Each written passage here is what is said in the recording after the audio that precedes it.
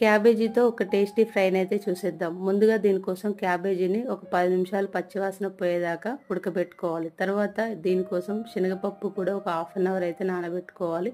మీరు చేసుకునే క్వాంటిటీని బట్టి శనగపప్పు అయితే నానబెట్టుకోండి. తర్వాత స్టవ్ మీద కడాయి అయితే పెట్టుకొని ఆయిల్ వేసి వేడెక్కిన తర్వాత జీరా, ఆవాలు, కరివేపాకు, ఉల్లిపాయ, పచ్చిమిరపకాయ ముక్కలు వేసి ఉప్పు వేసి ఒక 5 నిమిషాలు మగ్గించుకోండి. 5 నిమిషాల తర్వాత అల్లం వెల్లుల్లి పేస్ట్ వేసి మరో 2 నిమిషాలు ఫ్రై అయిన తర్వాత పసుపు అయితే యాడ్ చేసుకొని కలుపుకున్న తర్వాత నానబెట్టుకున్న శనగపప్పు అయితే వేసేసి ఒక 5 నిమిషాలు ఫ్రై చేసుకోండి. 5 నిమిషాల తర్వాత ఉడకబెట్టిన క్యాబేజీ కూడా వేసేసి మొత్తం కలిసేటట్టు కలుపుకున్న తర్వాత ఉప్పు, ధనియాల పౌడర్ అయితే వేసుకొని ఒక 10 నిమిషాలు మూత పెట్టుకోండి. దీనికి ఎలాంటి మసాలాలు అవసరం లేదు, ఇలానే టేస్ట్ చాలా బాగుంటుంది.